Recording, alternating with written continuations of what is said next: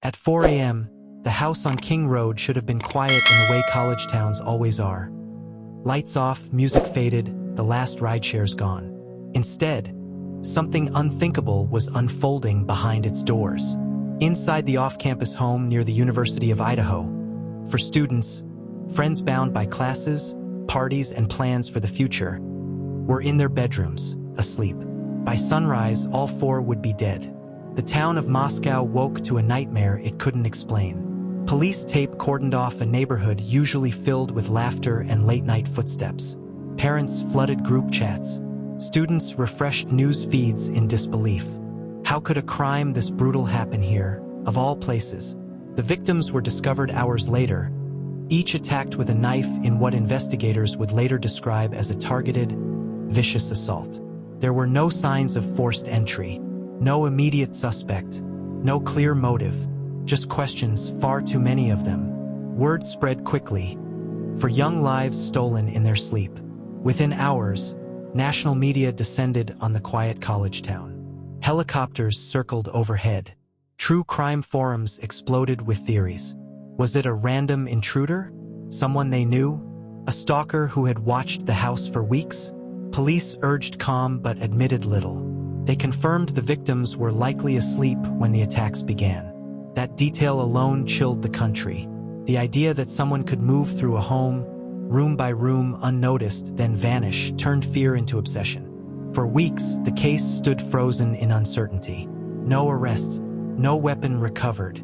Students packed bags and left town. Parents demanded answers. And online, millions tried to solve the mystery themselves. Then, just when the case seemed destined to go cold, investigators made a move that stunned the nation. A suspect was arrested hundreds of miles away. His name was Brian Koberger, a graduate student, a criminology major, a man who studied criminal behavior, now accused of committing one of the most disturbing mass murders in modern American history. The arrest raised more questions than it answered. Why this house? Why these students? And how did someone trained in criminal justice allegedly leave behind a trail investigators could follow? In the chapters ahead, we'll unravel the timeline, the evidence, and the haunting decisions that led to that night. Because the truth about what happened in Moscow isn't just about 4 victims. It's about how evil can hide in plain sight, and how close it came to getting away. In the days after the murders, fear spread faster than facts. With no suspect named and few details released, the town of Moscow felt exposed. Students avoided walking alone. Doors stayed locked even in daylight. Parents urged their children to come home, unsure if the person responsible was still nearby or watching. Police confirmed only fragments. The victims were likely attacked while sleeping, and a knife was used. But beyond that, silence. Investigators said the attack appeared targeted, yet refused to explain what that meant. Was the house the target? One of the victims? Or something else entirely? The lack of information created a vacuum, and speculation rushed in to fill it.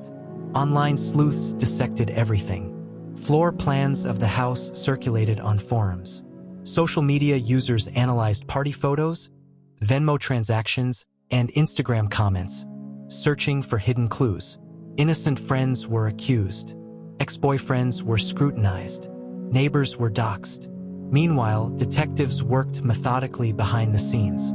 They canvassed the neighborhood, reviewing hours of surveillance footage from nearby homes and businesses. One detail quietly stood out: a white sedan seen driving near the house multiple times around the estimated time of the murders. Police didn't name a suspect, but they publicly asked for help identifying the vehicle. That single announcement ignited nationwide attention. White sedans became objects of suspicion everywhere. Tips poured in by the thousands. But weeks passed and still no arrest. The uncertainty took a toll. Vigils were held. Classrooms sat half empty. Professors adjusted exams. The sense of safety that once defined the college town felt permanently altered. Then came the first chilling revelation. Investigators confirmed that 2 other people had been inside the house during the night and had survived. They were unharmed. The killer, it seemed, had moved through the home with deadly precision and then left. Why spare anyone? That question haunted the public. It suggested intent, control, plan. As pressure mounted, law enforcement stayed quiet, insisting the investigation was active and progressing. Behind the scenes, they were narrowing their focus, tracking digital data, analyzing forensic evidence, and quietly building a case that stretched far beyond Idaho. Unbeknownst to the public, a name had already begun to surface. A man whose movements didn't align, whose car resembled the one on camera, whose phone data told a troubling story. But for now, the killer remained faceless. And that uncertainty, more than anything else, kept the nation watching. Because when a crime has no clear villain, everyone wonders the same thing. How close is danger? Really? Don't forget to like, comment, and subscribe. Hit the notification bell. Long before the arrest made headlines, investigators were already watching him. They didn't announce it. They didn't tip their hand. Instead, they tracked movements, compared timelines, and waited for the evidence to speak for itself. The focus narrowed to Bryan Kohberger, a doctoral student studying criminology. Someone who understood how crimes are investigated, how offenders are profiled, and how evidence is weighed. The irony was unsettling. Kohberger lived across state lines in Washington, but his routines brought him close to Moscow. Too close. Surveillance footage captured a white sedan matching his vehicle near the victim's home around the time of the murders. Not once, but repeatedly. Then there was the digital trail. Cell phone data placed his phone in the vicinity of the house on multiple occasions in the months leading up to the killings. Late-night trips, brief stops, patterns that suggested surveillance rather than coincidence.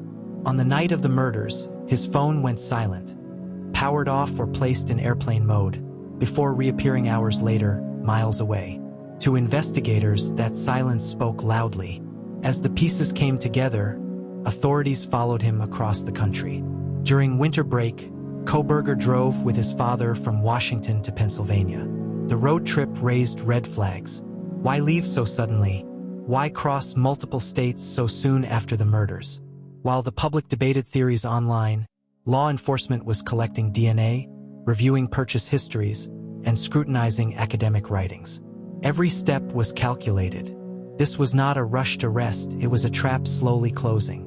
When officers finally moved in, it was early morning. No dramatic chase, no resistance, just handcuffs and a stunned silence as the suspect was taken into custody.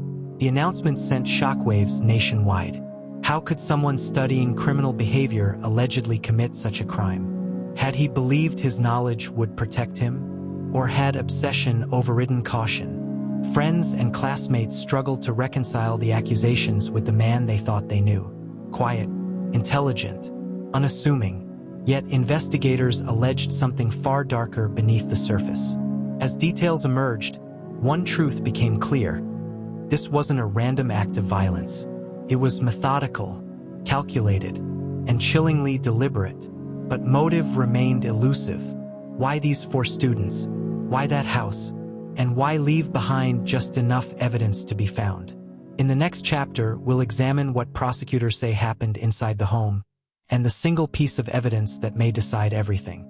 Because sometimes one overlooked detail can expose even the most carefully planned crime. For weeks, the public wondered how investigators could be so confident in their arrest. The answer came slowly, piece by piece, as court documents revealed the evidence that prosecutors believe ties Bryan Kohberger to the murders beyond reasonable doubt. At the center of the case was a single object, a knife sheath. It was found on a bed, near one of the victims. Investigators believe the weapon itself was taken from the scene, but the sheath was left behind. On its snap, forensic analysts recovered a trace of DNA. It was a minuscule amount, but enough. That DNA, prosecutors allege, matched Kohberger. For law enforcement, it was the breakthrough they needed, the kind of mistake criminals make when confidence turns into carelessness. Combined with cell phone data, vehicle footage, and behavioral patterns, the case began to solidify. Surveillance footage showed the suspect's car circling the area before and after the murders. A route analysis placed him near the home, then heading south, away from the crime scene, while the town slept, unaware of what had just happened. Prosecutors also pointed to his background. Kohberger had studied criminal psychology. He had reportedly surveyed others about how they committed crimes, asking about emotions and decision-making. To the state, this wasn't academic curiosity, it was preparation. The defense pushed back immediately. They argued that DNA alone does not tell a story, that cell phone pings can be misleading, that owning a similar car does not make someone a killer. They insisted the evidence was circumstantial, and that investigators were rushing to judgment under immense public pressure. The courtroom became the next battlefield. Families of the victims sat just feet away from the accused, their grief visible but restrained. Outside, cameras rolled nonstop. Every filing, every hearing, every rumor became content, dissected in real time. Yet one question lingered over everything. If this case went to trial, would the evidence be enough? Prosecutors were confident. They believed the trail was too specific, too consistent, too deliberate to be coincidence. The defense believed the gaps were too large.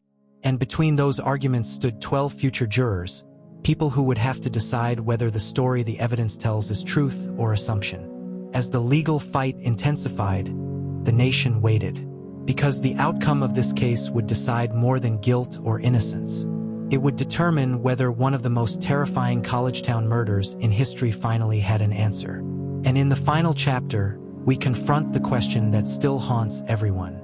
Was justice already won? Or is the truth still unfolding? As the case moved deeper into the legal system, one truth became unavoidable. This story was no longer just about what happened inside a house on King Road. It had become a test of modern justice, how evidence is interpreted, how narratives are formed, and how certainty is reached in the age of digital footprints. For prosecutors, the case against Brian Kohberger was clear. They painted a picture of a man whose behavior before and after the murders pointed to intent. Surveillance footage, cell phone data, and DNA evidence were woven together to show opportunity, presence, and action. To them, this was not coincidence. It was convergence. But the defense warned against certainty. They argued that public pressure and media frenzy risked overshadowing due process. That DNA on a sheath does not explain how it got there or when. That phone records show proximity, not guilt. And that a suspect's academic background, no matter how unsettling, does not equal motive. As hearings unfolded, emotions ran high. Families of the victims sat silently, clutching photos and memories. For them, the legal process felt painfully slow but necessary. Justice, they knew, could not be rushed. Outside the courtroom, the public remained divided. Some were convinced the right man was behind bars. Others questioned whether unanswered gaps could cast doubt on the entire case. Online debates raged, dissecting every filing and statement. And yet, amid the noise, one undeniable reality remained. For lives were gone. Promising futures ended in a single night. A college town forever changed, and families left to navigate grief that no verdict could fully heal. The outcome of this case, whether through trial or plea, will echo far beyond Moscow, Idaho. It will shape how future investigations rely on technology, how juries weigh circumstantial evidence, and how society understands the thin line between suspicion and proof. For now, the truth is still being tested. Justice has not yet spoken its final word, and that uncertainty is why this case continues to hold the nation's attention. Because until the verdict is reached, the story remains unfinished, and the questions unanswered. If you want to follow real cases like this from the first unanswered question to the final ruling, subscribe to this channel. Because true crime isn't just about what happened. It's about whether the truth can stand when everything is on the line.